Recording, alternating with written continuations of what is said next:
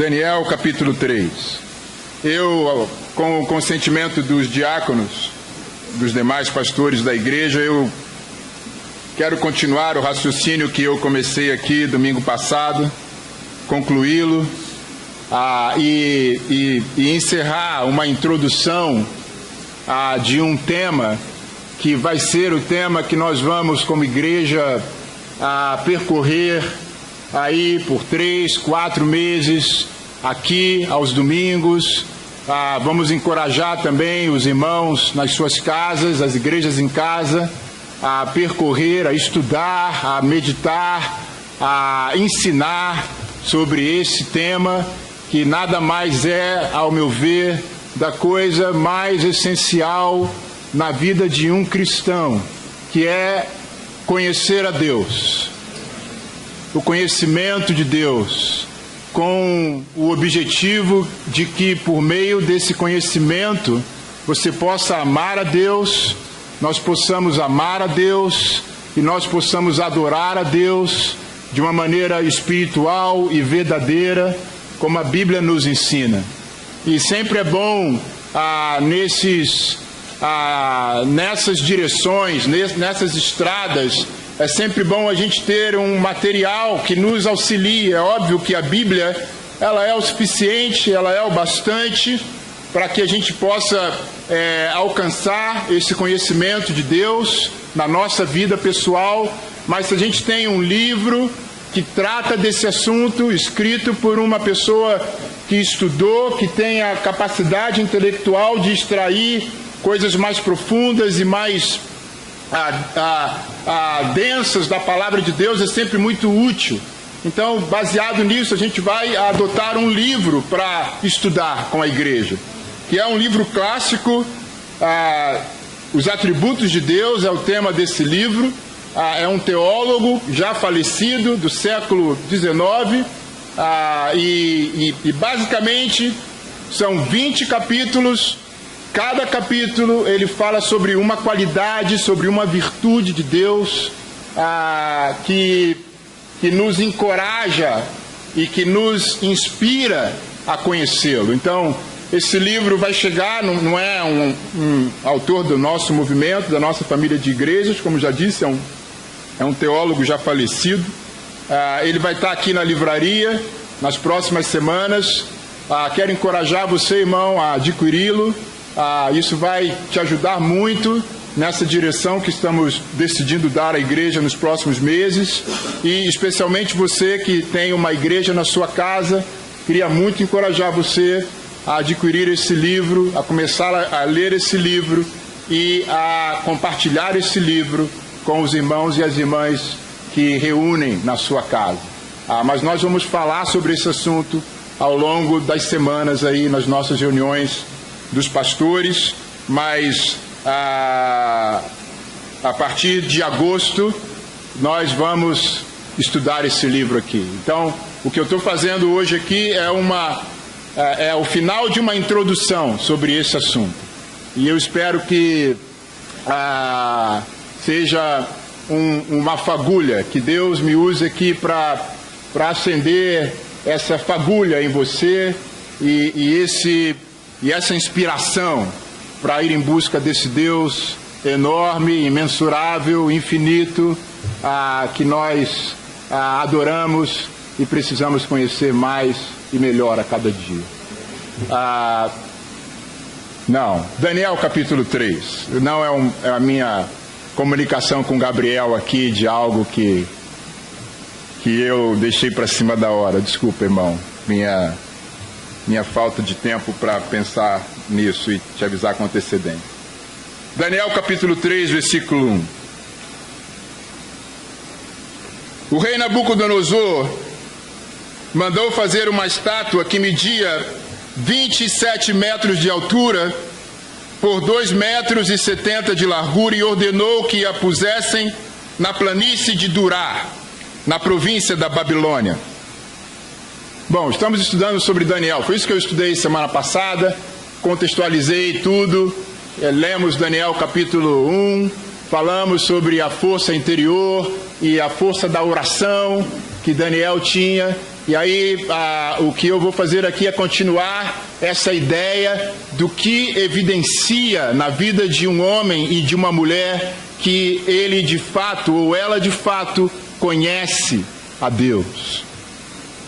Depois ordenou que todos os governadores regionais, os prefeitos, os governadores das províncias, os juízes, os tesoureiros, os magistrados, os conselheiros e todas as outras autoridades viessem à cerimônia de inauguração da estátua.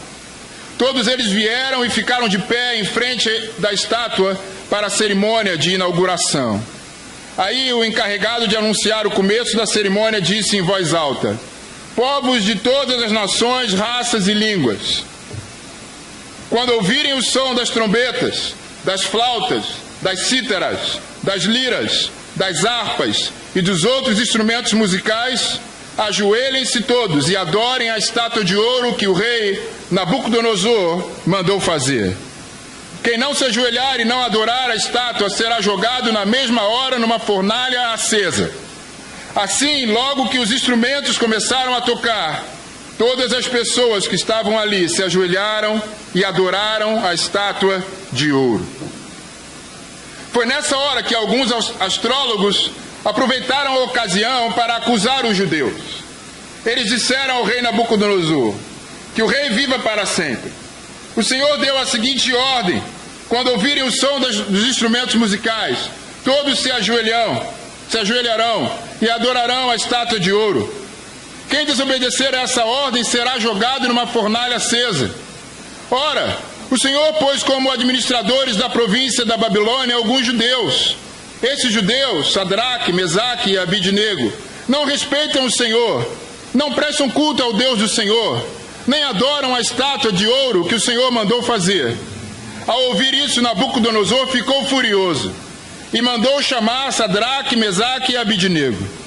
Eles foram levados para o lugar onde o rei estava, e ele lhes disse: é verdade que vocês não prestam culto ao meu Deus, nem adoram a estátua de ouro que eu mandei fazer? Pois bem, será que agora vocês estão dispostos a se ajoelhar e a adorar a estátua, logo que os instrumentos musicais começarem a tocar? Se não, vocês serão jogados na mesma hora numa fornalha acesa. E quem é o Deus que os poderá salvar? Sadraque, Mesaque e Abidnego responderam assim: ó rei, nós não vamos nos defender. Pois se o nosso Deus, a quem adoramos, quiser, ele poderá nos salvar da fornalha e nos livrar do seu poder, ó rei. E mesmo que o nosso Deus não nos salve, o Senhor pode ficar sabendo que não prestaremos culto ao seu Deus, nem adoraremos a estátua de ouro que o Senhor mandou fazer. Ao ouvir isso, Nabucodonosor ficou furioso com os três jovens e vermelho de raiva. Mandou que se esquentasse a fornalha 7 vezes mais do que de costume. Depois mandou que os seus soldados mais fortes amarrassem Sadraque, Mesaque e Abidnego e os jogassem na fornalha. Os três jovens, completamente vestidos com seus mantos, capas, chapéus e todas as outras roupas, foram amarrados e jogados na fornalha. A ordem do rei tinha sido cumprida e a fornalha estava mais quente do que nunca. Por isso as labaredas mataram os soldados que jogaram os três jovens lá dentro. E amarrados, Sadraque, Mesaque e Abidnego caíram na fornalha. De repente, Nabucodonosor se levantou e perguntou, muito espantado, aos seus conselheiros: não foram três os homens que amarramos e jogamos na fornalha? Sim, senhor, responderam eles. Como é então que estou vendo 4 homens andando soltos na fornalha? Eles estão passeando lá dentro sem sofrerem nada, e o 4º homem parece um anjo. Aí o rei chegou perto da porta da fornalha e gritou: Sadraque, Mesaque, Abednego, servos do Senhor Altíssimo, saiam daí e venham cá. Os 3 saíram da fornalha, e todas as autoridades que estavam ali chegaram perto deles e viram que o fogo não havia feito nenhum mal a eles. As labaredas não tinham chamuscado nem um cabelo da sua cabeça. As suas roupas não estavam queimadas e eles não estavam com cheiro de fumaça. O rei gritou que o Deus de Sadraque, Mesaque e Abidnego seja louvado. Ele enviou o seu anjo e salvou os seus servos que confiam nele. Eles não cumpriram a minha ordem, pelo contrário, escolheram morrer em vez de se ajoelhar e adorar um Deus que não era o deles. Por isso, ordeno que qualquer pessoa, seja qual for a sua raça, nação ou língua, que insultar o nome do Deus de Sadraque, Mesaque e Abednego, seja cortada em pedaços e que a sua casa seja completamente arrasada, pois não há outro Deus que possa salvar como este. Então o rei Nabucodonosor colocou os 3 jovens em cargos ainda mais importantes na província da Babilônia. Que história fantástica de 3 jovens que conheciam de fato a Deus. Como lemos aqui, eles já tinham cargos na Babilônia. Nabucodonosor, com toda a sua arrogância, digna de um rei, ele foi lá e fez uma estátua enorme e criou um decreto que todos deveriam adorar aquela estátua quando tocassem os instrumentos, mas os judeus, fiéis a Deus e a sua religião, eles não o fizeram, e movidos pela inveja, os outros sábios do reino acusaram eles ao rei, e o rei inquiriu eles na mesma hora ali, e eles disseram: rei, nós não vamos adorar a sua estátua, ainda que a gente morra. Você pode ficar sabendo que nós não vamos nos ajoelhar. Nabucodonosor ficou ainda mais queimado de raiva, mandou esquentar o fogo 7 vezes mais, a ponto dos soldados, quando chegaram perto, foram torrados, e amarrou os caras lá para ficar certo de que eles não iam. Bem Game of Thrones isso aqui. E aí jogou todo mundo lá. E de repente Nabucodonosor vê lá eles soltos, andando no meio do fogo, e vê uma quarta pessoa lá dentro. E aí eles saem, nem cheiro de fumaça eles tinham na roupa. E Nabucodonosor louva a Deus e coloca eles em cargos ainda maiores do que eles tinham antes. Aquele que conhece a Deus tem grande força para Deus. Quando ele vê o nome de Deus sendo ofendido ou sendo difamado, há algo dentro dele ou dela que incomoda, e ele faz alguma coisa, ela faz alguma coisa para corrigir aquilo. E essa força, ela começa dentro de si. Ela não é pública apenas, ela é interior, é uma força que vem da oração. Quando você está orando para que a impiedade, a maldade, a injustiça, a rebeldia contra Deus, em qualquer lugar que você viva, seja destruída, acabe. Uma pessoa que conhece a Deus tem pensamentos grandes a respeito de Deus. Ela tem a visão do Deus que ela adora. Ela medita na grandeza de Deus, como aprendemos aqui há 2 semanas atrás. Ela não fica 5 minutos com Deus. Ela não fica cheia de preocupações a ponto de nem conseguir entrar na presença de Deus. Ela não está com a vida tão agitada, tão atribulada. Não, ela tem grandes pensamentos sobre Deus. Uma pessoa que conhece a Deus é uma pessoa corajosa. É uma pessoa, um homem ou uma mulher que não depende do que outras pessoas estão fazendo para tomar suas decisões. é uma pessoa que decide fazer a vontade de Deus, mesmo quando isso pode trazer a ela risco de vida. Uma pessoa que conhece Deus é uma pessoa que se contenta em Deus,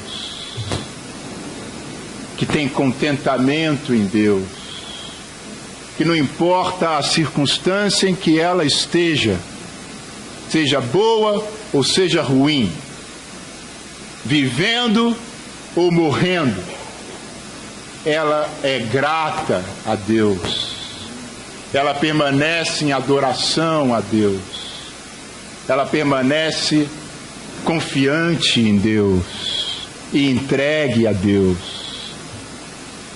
Meus irmãos, minhas irmãs, essas reflexões, como falei domingo passado, me fizeram concluir que eu não conheço a Deus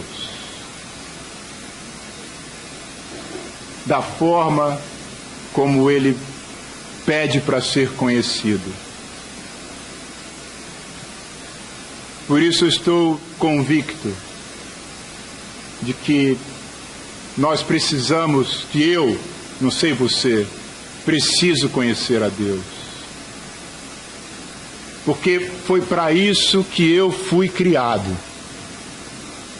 A Bíblia fala em Atos capítulo 17. Paulo está aqui em Atenas, numa cidade muito semelhante à nossa aqui no Rio de Janeiro. Era a cidade moderna, era a cidade da moda, era a cidade onde as novidades chegavam primeiro, na Grécia. E ele vai falar aqui na praça, em praça pública, no versículo 24 do capítulo 17, Deus que fez o mundo e tudo o que nele existe, é o Senhor do céu e da terra, e não mora em templos feitos por seres humanos, e também não precisa que façam nada por ele, pois é ele mesmo quem dá a todos vida, respiração e tudo mais. De um só homem ele criou todas as raças humanas para viverem na terra. Antes de criar os povos, Deus marcou para eles os lugares onde iriam morar e quanto tempo ficariam ali. Ele fez isso para que todos pudessem procurá-lo e talvez encontrá-lo, embora ele não esteja longe de cada um de nós. Paulo está falando aqui nessa pregação de que Deus criou o homem e foi Deus que determinou aonde e quando esse homem iria viver. Então, se você crê na Bíblia, o que a Bíblia está falando para mim e para você é que foi Deus que determinou o lugar e o momento que eu e você nasceríamos e viveríamos. Que você não está aqui hoje por um acaso. Deus determinou isso. E Ele fez isso com um objetivo: de que eu e você procurássemos por Ele e talvez conhecêssemos a Ele. Então, segundo a Bíblia, a razão pela qual eu existo é para procurar a Deus. A Bíblia fala aqui em João capítulo 17, Jesus vai falar nos últimos dias dele sobre a eternidade prometida. E lá no capítulo 17, versículo 1, Jesus está prestes a morrer, crucificado, a ser preso, e ele está orando, e ele fala, depois de dizer essas coisas, João 17, versículo 1, Jesus olhou para o céu e disse: Pai, chegou a hora, revela a natureza divina do teu Filho, a fim de que ele revele a tua natureza gloriosa, pois tem dado ao Filho autoridade sobre todos os seres humanos, para que ele dê a vida eterna a todos os que lhe deste. E a vida eterna é esta, que eles conheçam a ti, que és o único Deus verdadeiro, e conheçam também Jesus Cristo, que enviaste ao mundo. Segundo o Evangelho de João, a vida eterna, a eternidade prometida por Deus, é conhecer a Ele, é conhecer a Cristo. Em Jeremias capítulo 9, estamos navegando na história bíblica, em diferentes épocas, por diferentes escritores, em diferentes circunstâncias. E a gente vê o Espírito de Deus falando a mesma coisa por meio dessas pessoas. Jeremias 9, versículo 23, o profeta Jeremias, ele vai falar: o Senhor disse, o sábio não deve se orgulhar da sua sabedoria, nem o forte da sua força, nem o rico da sua riqueza. Se alguém quiser se orgulhar, que se orgulhe de me conhecer e de me entender, porque eu, o Senhor, sou Deus de amor e faço o que é justo e direito no mundo. Estas são as coisas que me agradam. Eu, o Senhor, estou falando. Que escritura simples e direta, onde Deus usa Jeremias aqui para falar comigo e contigo. Olha, não se orgulhe da tua grande sabedoria,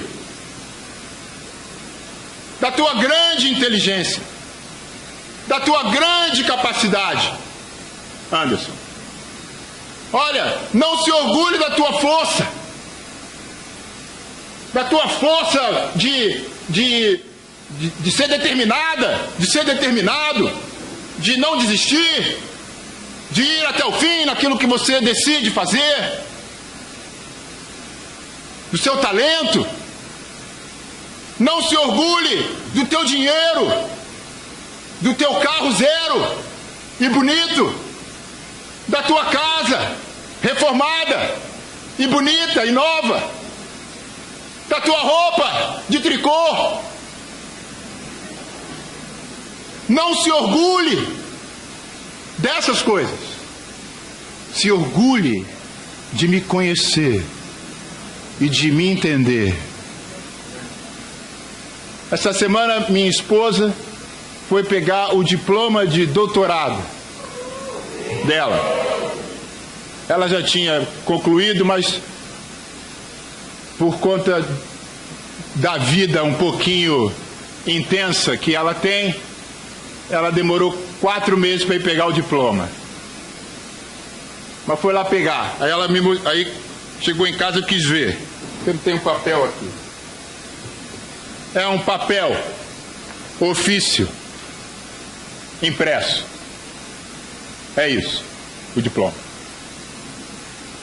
4 anos estudando, com 4 filhos e um marido chato,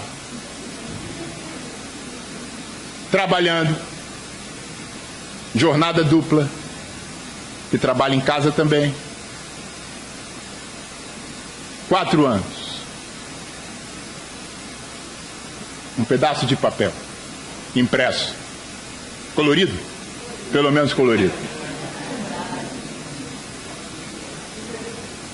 que foi entregue lá pela funcionária.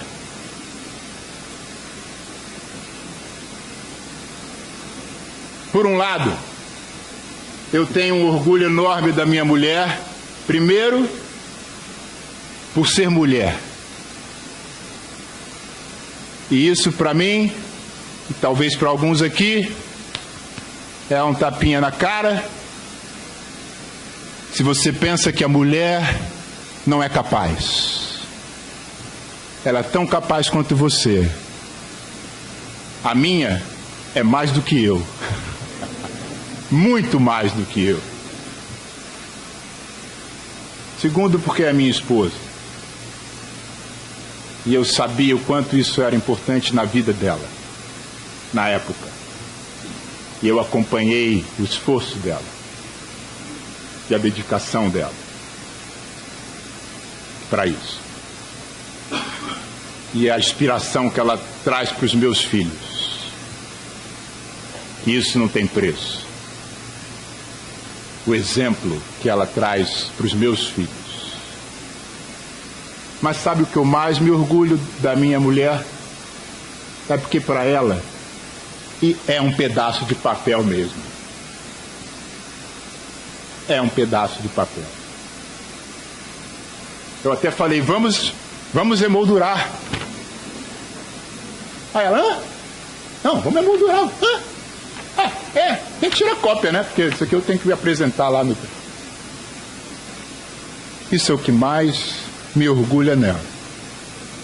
É saber que, sim, ela lutou, ela foi determinada, ela se focou, ela foi atrás, ela sacrificou, mas ontem ela estava com uma amiga dela que perdeu a mãe, abraçada com a amiga. Ontem ela estava querendo saber de uma outra amiga que está estudando a Bíblia, como que seria para encontrar com essa menina por conta do velório da mãe dessa amiga, que inclusive é a nossa irmã Lene. Se você não sabe, a Lene perdeu a mãe, ela foi sepultada ontem. Se você a conhece, por favor, Lene e Luiz, deem um abraço neles. Porque é o que a Bíblia fala: glorie em me conhecer, em me entender.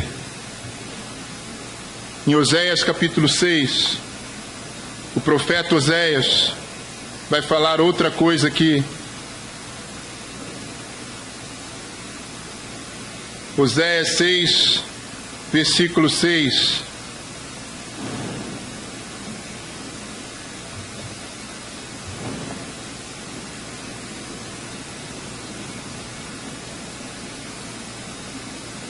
Eu quero que vocês me amem e não que me ofereçam sacrifícios. Em vez de me trazer ofertas queimadas, eu prefiro que o meu povo me obedeça. Numa outra linguagem fala, eu quero que vocês me conheçam. Para Deus, o conhecimento dele é muito maior e muito mais importante do que qualquer sacrifício. Às vezes alguns de nós somos tão dedicados à igreja e às coisas da igreja, e não há nada de errado nisso. Só há um erro aí, quando em meio a toda essa sua dedicação à igreja e às coisas da igreja, você esquece de conhecer a Deus. Você esquece de se relacionar com Deus. Você sacrifica, você dá a sua oferta, você chega cedo, você arruma, você prega, você faz a reunião. Você prega aqui, você pensa na igreja. Você está com as pessoas. Mas você não conhece a Deus. É automático. É aquilo que eu falei domingo passado, do laboratório que eu fiz lá em casa, que eu preguei no domingo, na sexta eu perguntei para os irmãos, ninguém sabia o que eu tinha falado, todo mundo tinha esquecido. Puxa, se eu perguntasse, vem cá, você orou? Eu não perguntei isso. Você orou todos os dias? Você leu a Bíblia todos os dias essa semana? Porque é automático. Isso é uma vida religiosa, irmãos.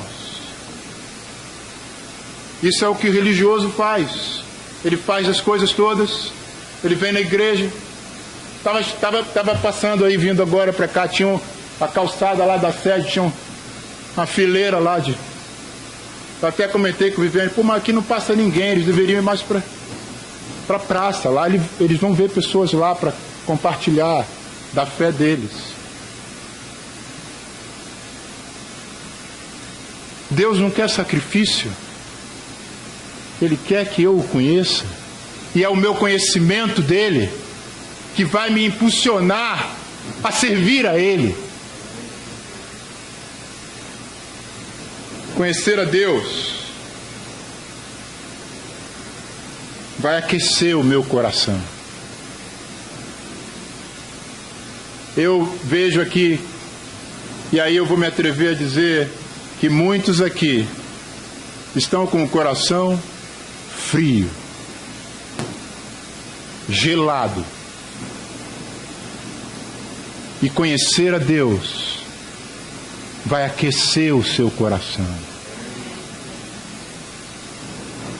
E essas passagens que lemos aqui, de uma vez só, elas fundamentam, elas formam claramente o objetivo que eu, como um cristão, e como qualquer ser humano, se você não é cristão ainda, deve ter na vida. Simplifica a vida. Quando você entende a razão pela qual você está aqui, e a razão pela qual, segundo a Bíblia, eu estou aqui, é para conhecer a Deus. A vida passa a valer a pena. Todos os problemas da vida se enquadram no mesmo lugar. Quando você tem claramente qual é a razão, qual é o objetivo, qual é o fundamento de estar aqui. Que alvo é maior, mais sublime do que conhecer a Deus? O que pode ser maior na vida do que conhecer a Deus? E o que significa conhecer a Deus? É uma sensação sobrenatural? Você vai começar a ter visão? Você vai começar a ouvir uma voz falando com você? Você vai ter arrepio? É uma experiência intelectual? O que envolve conhecer a Deus? Eu quero ilustrar aqui com um exemplo. Talvez você já tenha ido comprar uma casa. Eu, quando fui comprar a minha casa, eu estava morando num apartamento de 3 quartos. Meus filhos começaram a crescer e já não dava mais. 4 filhos, vovó, ajudante, babá, não cabia mais. E aí nós fomos numa casa. Encontramos uma casa. Vimos o tamanho da casa, levamos lá alguns amigos para ver, para confirmar, não, é aqui. Não tem dúvida, é aqui. E lá estamos até hoje. Mal sabia dos gatinhos que teriam lá. Se eu soubesse disso naquela época, talvez eu tinha pensado um pouquinho mais. Eu não sei quem aqui fala mais de um idioma. Quem aqui fala mais de um idioma, além do português? Alguns de nós falamos. Quem aqui conheceu o Museu Histórico Nacional antes dele ser torrado pelas chamas? Grande maioria de nós. Essas coisas, conhecer uma casa, um apartamento, falar um idioma diferente do nosso, visitar um determinado local histórico, isso requer um esforço nosso, uma concentração, mas é algo simples e objetivo de se fazer. Agora, conhecer um ser vivo é um pouco diferente, é um pouco mais complexo, não é tão simples. Eu vou ilustrar aqui com um exemplo da minha casa. Porque para você conhecer uma coisa viva, você precisa conhecer talvez um pouco do passado e da história dessa pessoa e ao mesmo tempo ir conhecendo essa pessoa, essa coisa viva, conforme as reações que ela vai tendo ao longo do tempo. Lá em casa, apareceu lá em casa alguns meses atrás um casal que chamava-se Rodolfo e Catarina. Rodolfo e Catarina chegaram lá em casa sem eu saber. Chegaram de repente lá em casa, Rodolfo e Catarina. E aí, de repente, Rodolfo e Catarina ficaram grávidos. Tiveram 6 filhos. 6 filhos. Sem saber o que fazer com os 6 filhos de Rodolfo e Catarina, a mãe deles, minha digníssima esposa, a avó deles, porque a mãe, que é a minha digníssima filha, e os pais, que são meus 3 filhos, em 2 semanas, deserdaram Rodolfo e Catarina. Em 2 semanas, aquele frisson acabou com Rodolfo e Catarina. E aí, os 6 ficaram peludinhos e a avó entregou para a casa que vende, os 6. E continuou com Rodolfo e Catarina. Só Rodolfo e Catarina. Catarina ficou agressiva. Começou a agredir Rodolfo, cometendo machinicídio. E aí, a avó, compassiva com a situação de Rodolfo, que vivia no canto da gaiola, amedrontado, devolveu Rodolfo para a casa que vende os mesmos de sua espécie. E ficou só com Catarina. Para sua surpresa, Catarina, algumas semanas depois, deu à luz a mais 6.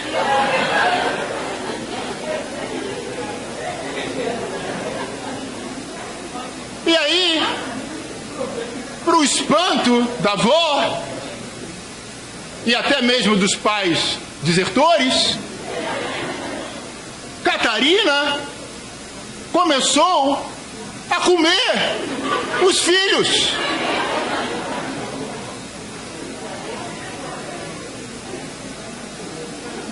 A comer os filhos.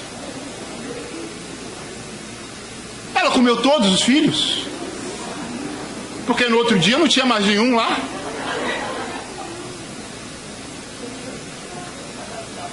E Catarina começou a ser então odiada pela avó e pelos pais desertores, porque ela era uma assassina, cometeu infanticídio, machinicídio e em seguida infanticídio. E agora, nas últimas semanas, foi depressão pós-parto, segundo a experiência aqui, que já teve 4, sabe do que está falando. E agora, nas últimas semanas, apareceu em Catarina um inchaço em seu bucho. E aí, a avó, preocupada, pro meu espanto e de minha família aqui presente,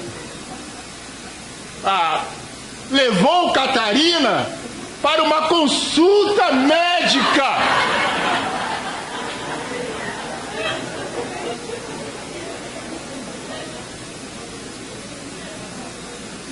E a médica de 2 vezes, e a médica de Catarina receitou um antibiótico para Catarina tomar para melhorar o inchaço no bucho da rata. Catarina é uma rata, um hamster. Rodolfo era o marido dela. E Catarina está lá em casa, no segundo dia de antibiótico. E segundo a mãe e a avó, está reagindo bem. Então, um bicho vivo, um animal, é mais fácil de você entender ele como funciona, porque ele não esconde nada. Ele está ali, comi mesmo, meus filhos. Bati no meu marido mesmo, é isso aí, tira ele daqui, não quero mais saber dele não. Uma pessoa, um ser humano, é mais difícil.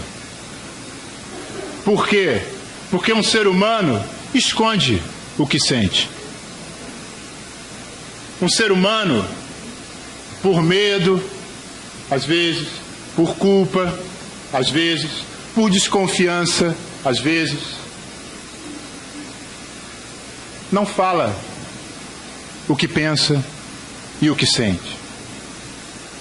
Por mais que você tente criar uma relação, uma amizade, uma empatia, por mais que você se abra, por mais que você sirva, por mais que você se dê àquela pessoa, por mais que você seja amigável com aquela pessoa, se ela decide não fazer o mesmo com você, se ela decide não falar com você, não se abrir com você, não externar os sentimentos para você, não tem como conhecer aquela pessoa.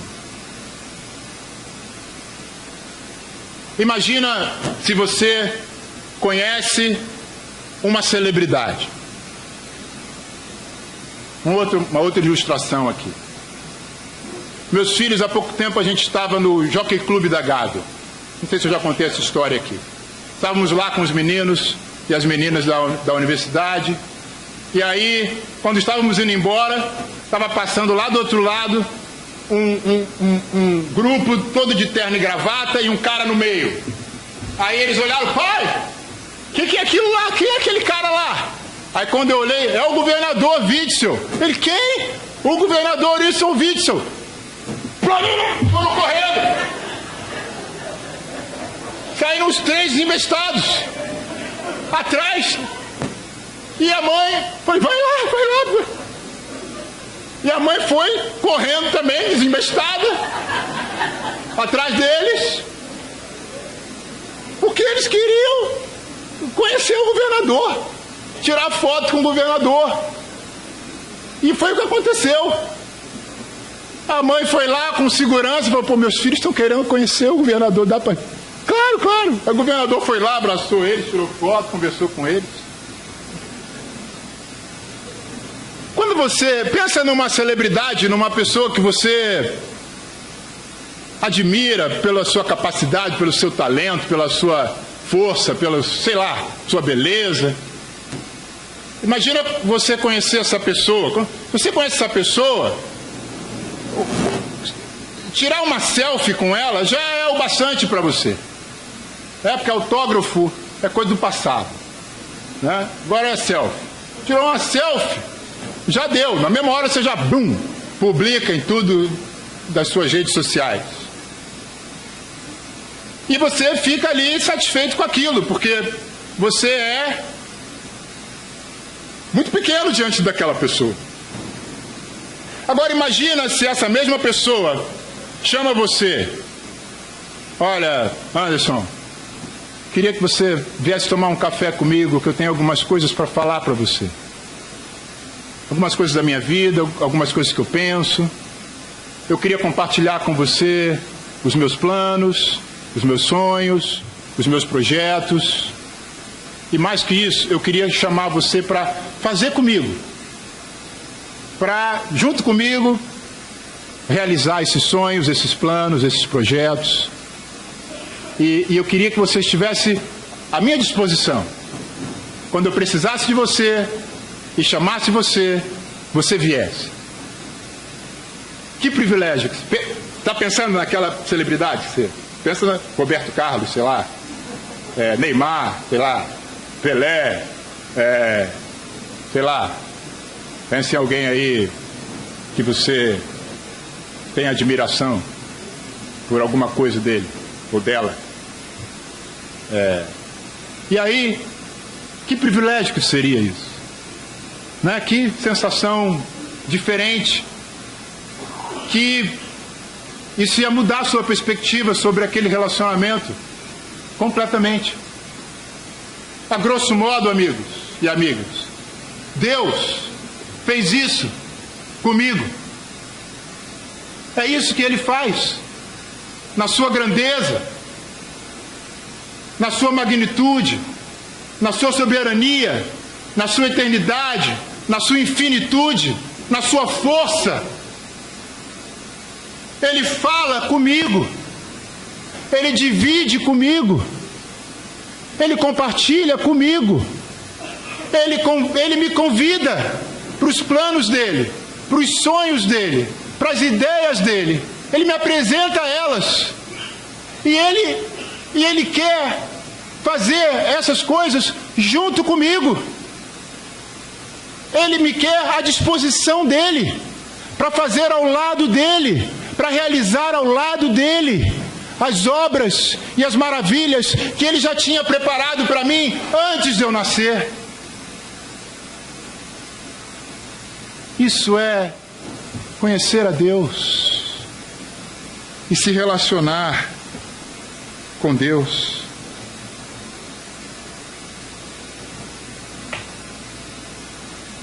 Sabe, conhecer a Deus é um relacionamento feito para causar uma admiração profunda no meu coração. Conhecer a Deus envolve ouvir a palavra dEle e aplicá-la na vida. E eu só posso conhecer a Deus através de Jesus Cristo. Em João capítulo 14, versículo 5,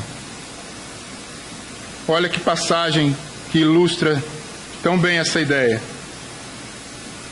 João 14, versículo 5, foi até a passagem que Paulo leu na ceia. Eu vou continuar.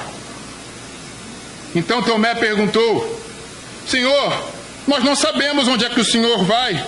Como podemos saber o caminho? Jesus respondeu: Eu sou o caminho, a verdade e a vida. Ninguém pode chegar até o Pai a não ser por mim. Agora que vocês me conhecem, conhecerão também o meu Pai. E desde agora vocês o conhecem e o têm visto. Filipe disse a Jesus: Senhor, mostre-nos o Pai, e assim não precisamos de mais nada. Jesus respondeu: Faz tanto tempo que estou com vocês, Filipe, e você ainda não me conhece? Quem me vê, vê também o Pai. Por que você diz: mostre-nos o Pai? Será que você não crê que eu estou no Pai e que o Pai está em mim? Isso é tão verdadeiro, né? Às vezes a gente convive com pessoas por anos. Por anos. Aí chega num determinado momento, aquela pessoa tem uma reação que você fala e conclui: caramba, eu não conhecia essa pessoa. Eu não conhecia essa pessoa. E causa uma decepção, muitas vezes. Foi essa decepção que Jesus deve ter sentido aqui com Filipe. Filipe, eu estou com você há tantos anos e você não me conhece? Irmãos, irmãs, talvez você esteja na igreja há tantos anos e você não conhece a Deus.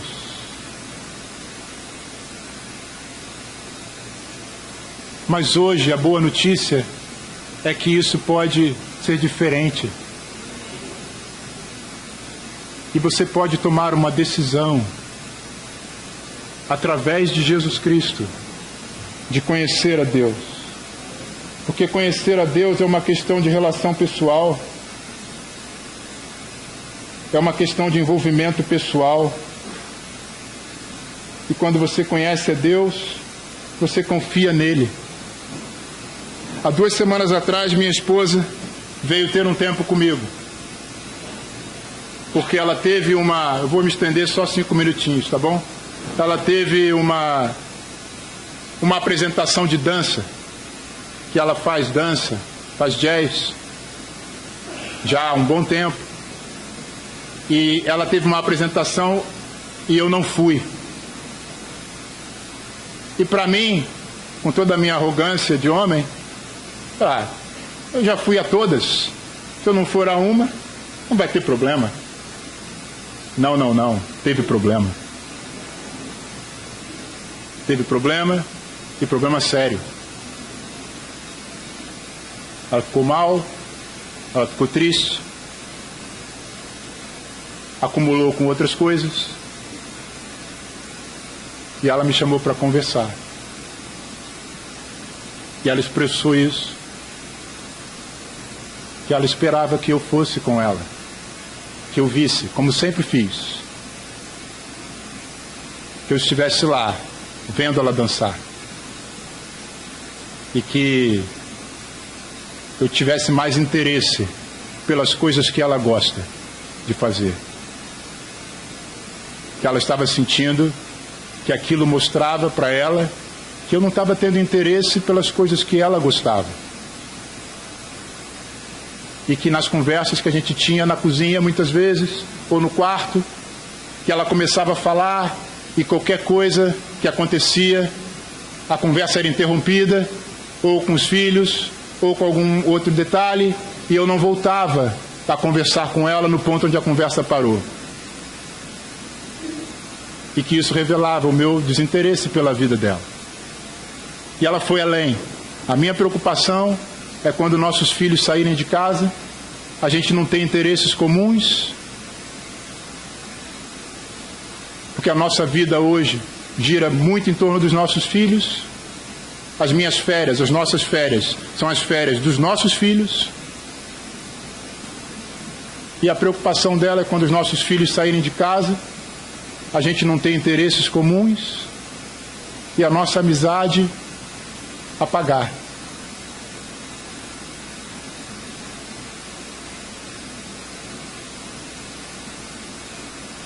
Eu ouvi aquilo, minha primeira reação não foi muito boa, mas eu refleti naquilo que ela falou, pedi perdão a ela e me arrependi no mesmo dia.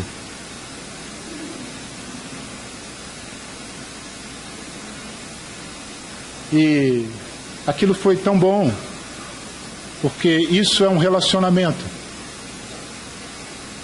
É quando você é honesto com os seus sentimentos, mas com respeito pelo outro. Mas é honesto, é profundo, é sincero. E o outro ouve, recebe com humildade. Porque nessa conversa ela falou, a gente continuou conversando e tem uma hora que ela falou, eu mesmo não me entendo. Aí foi a minha vez também, né, eu falei, olha, esse negócio de não se entender, eu acho que no fundo é profundo egoísmo. Porque todos nós temos um monte de problema, e se a gente ficar nessa onda aí, realmente a gente vai pirar. A vida não é do jeito que a gente gostaria mesmo, em muitos aspectos. E se a gente mergulhar nisso aí, a gente não vai sair. Vamos pensar no outro. Vamos sair de nós e pensar no outro. Pensar nos problemas dos outros, que Deus resolve os nossos. Foi sempre assim em nossa vida.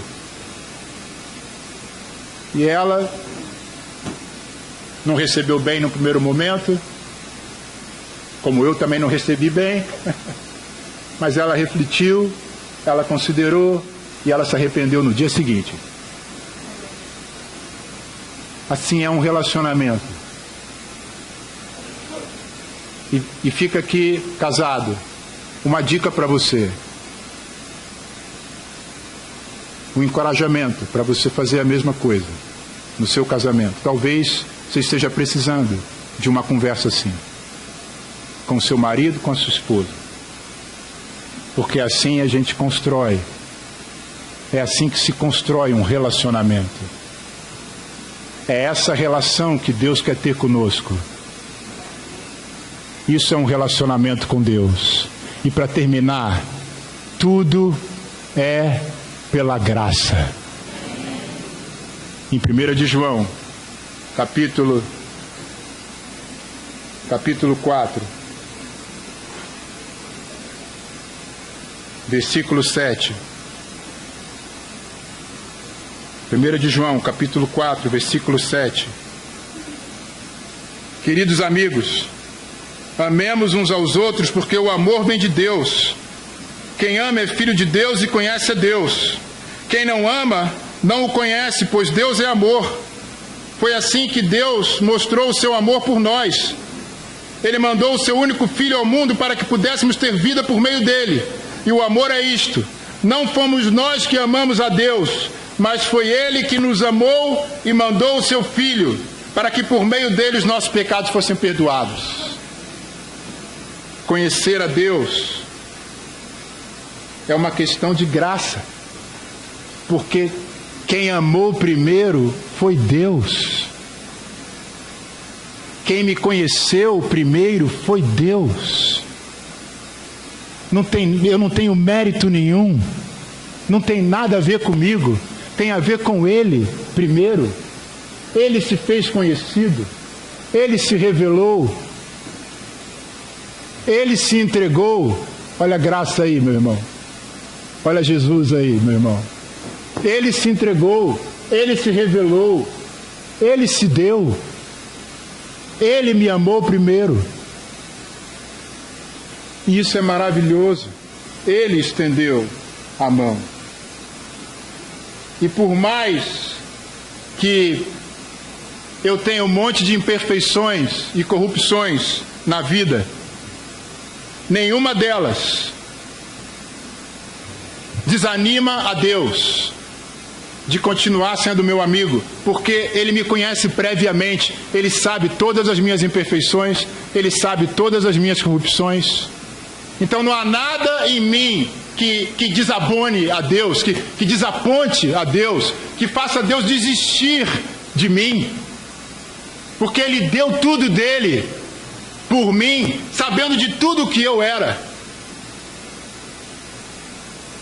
Conhecer a Deus é, antes de mais nada, um exercício da graça.